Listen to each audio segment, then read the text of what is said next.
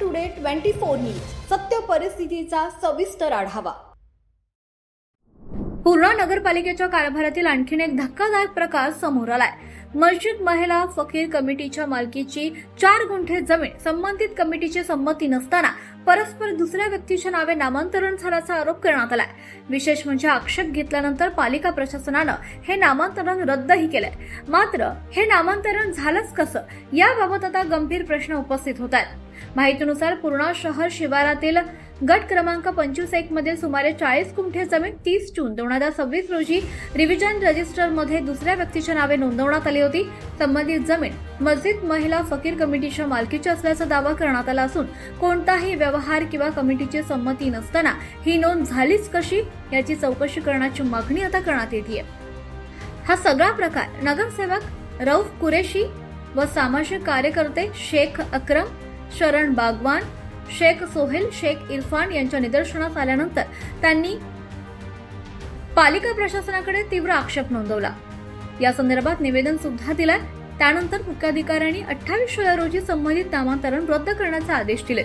मात्र केवळ नामांतरण रद्द करून प्रकरण संपत नाही। संबंधित अधिकाऱ्यांनी कोणत्या कागदपत्रांच्या आधारे ही नोंद केली आहे, नियमांचं पालन केलं होतं का आणि या प्रक्रियेसाठी जबाबदार कोण याची सखोल चौकशी करून दोषींवर कठोर प्रशासकीय आणि कायदेशीर कारवाई करावी अशी मागणी नगरसेवक रऊफ कुरेशी यांनी केली आहे। दरम्यान या प्रकरणामुळे पूर्णा नगरपालिकेच्या नामांतरण प्रक्रियेवर आणि प्रशासकीय पारदर्शकतेवर पुन्हा एकदा प्रश्नचिन्ह निर्माण झालंय। वरिष्ठ अधिकाऱ्यांनी संपूर्ण प्रकरणाची निष्पक्ष चौकशी करून सत्य समोर आणावं अशी मागणी नागरिकांकडून होतीये। जी घटना घडली, इनामी जमीन नामांतर केलेली आहे। ती इनामी जमीन नावावर करण्यासाठी लाखोचा व्यवहार झालेला आहे। आम्ही वक्फ बोर्ड अधिकारी व कलेक्टर साहेबांना विनंती करतो की सगळी प्रॉपर्टी वक्फ बोर्डात कडे सोपवण्यात यावे व ज्या कर्मचारी व अधिकाऱ्यांनी लाखो रुपयाचा व्यवहार करून केलेली नामांतर ते त्यांच्यावर कारवाई व गुन्हा दाखल झाला पाहिजे ही विनंती। 25/1 हा भाग गुरुपती स्वामी कॉलेजच्या पाठीमागे आणि इनामी जमीन असलेला हा कमीत कमी 55 एकरचा हा पट्टा आहे। त्या काळामध्ये इनाम म्हणून ही जागा देण्यात आली। फक्त इनामाचा अर्थ असा होतो की त्यावर फक्त शेती करायची आणि आपला सेवा करून मस्जिदची सेवा करण्यासाठी त्या ठिकाणी त्याचा उपयोग केला जातो। म्हणून त्याला कोणत्याही प्रकारचा असा कायदा नाही की बाबा नामांतर करणे, मालक होणे आणि नावावर करणे अशा कोणत्याही प्रकारची कायद्यामध्ये तरतूद नाही। परंतु या पूर्णा नगरपालिकेच्या प्रशासनानं या ठिकाणी मस्जिद फकीर मोहल्ला मस्जिद मस्तानपुरा याच्या मालकीची असलेली जागा, इनामी जागा या ठिकाणी या नगरपालिका प्रशासनामध्ये लावण्यात आलेली आहे।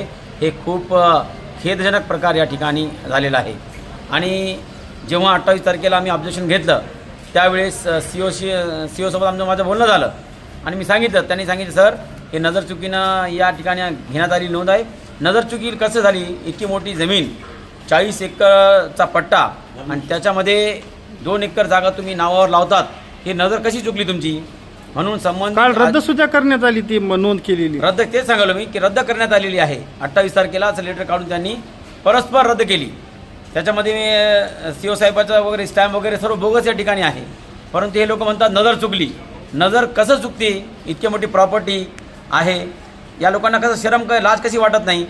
या ठिकाणी लोक नामांतर करण्यासाठी येतात, परंतु हे निर्लज्जम प्रशासन 1000, 10,000, 20,000 घेऊन सेवकामार्फत, एक सेवक या ठिकाणी बसलेला आहे, सस्पेंड झालेला आहे, त्या सेवकामार्फत तुम्ही या ठिकाणी नामांतर करतात। याही प्रकरणामध्ये तो सेवक जो या मागच्या काळामध्ये सस्पेंड झाला होता जमिनीच्या मध्ये सेवक आहे, त्याची पोस्ट सेवकाची आहे आणि तो नामांतर विभाग खुर्चीवर बसून त्या ठिकाणी करतो, ही लाजरवाणी गोष्ट आहे। मी नगरसेवक या नात्याने या ठिकाणी सर्व पाहिलं, हे भोंगळ कारभार या ठिकाणी आहे आणि हे सर्व कारभार प्रशासना काळामध्ये हे जो सुस्तावलेले आहेत हे प्रशासकीय अधिकारी हे सर्व याला जबाबदार आहेत। नाही, या नोंदीमध्ये ही जी नोंद केलेली आहे याच्यामध्ये मोठ्या प्रमाणात आर्थिक व्यवहार झाली चर्चा आहे। 100% आर्थिक व्यवहार झालाच ना, कारण की इतकी मोठी जागा तुम्ही लावली, आर्थिक व्यवहाराशिवाय होऊ शकत नाही। एखाद्या रजिस्टरची खरेदी खत घेऊन या ठिकाणी येतात, त्याला 10-20 हजार रुपये घेतात लोक, विनायाचे पैसे लावत नाही। ही तर 40 एकर जमीन आणि हे यांना 2 एकर परस्पर या लोकांनी असं जसं पत्रावर आपण वाटतो तशा त्या ठिकाणी वाटून घेतलेले आहेत. अरे कुठंतरी प्रशासनाला लाज वाटली पाहिजे की बी आपण करायलो काय. आता ही नामांतराचे अशीच प्रकरणं मागील काळामध्ये उघडकीस झाले, परंतु याच्यावर ठोस कारवाई करण्यात आलेली नाही. कारवाई याच्या आधी बी झालेले आहेत, परंतु 6 महिन्यासाठी सस्पेंड केलं. त्या सेवकाला पुन्हा त्याला घेतलं आणि कारण की तो दुवा आहे या प्रशासनामधला, तो दुवा आहे. आर्थिक व्यवहारामध्ये त्या सेवकाचं त्या ठिकाणी त्याला वापरले जाते आणि जेव्हा अशा प्रकरण उघडकीस येते त्यावेळेस सर्व प्रशासकीय अधिकारी हात वर करतात. आम्हाला माहित नाही. आपण नगरसेवक आहात, या प्रकरणामध्ये आता पुढील काय भूमिका असणार आहे आणि काय मागणी काय असणार? नगरसेवक आहे या नात्याने मी या ठिकाणी म्हणतो की सामान्य जनतेला नाहक त्रास होते आणि असे गडगंज प्रॉपर्टीवाले असं काहीतरी काळा बाजार करून या इनामी जमीन स्वतःच्या नावावर करतात. हे प्रकरण तुम्ही दाबलं, तुम्ही रद्द केलं ठीक आहे, परंतु तुम्ही हे चूक केली, संबंधित जे अधिकारी आहेत ते कुठंतरी याच्यामध्ये कारवाई झाली पाहिजे, गुन्हे दाखल झाले पाहिजेत.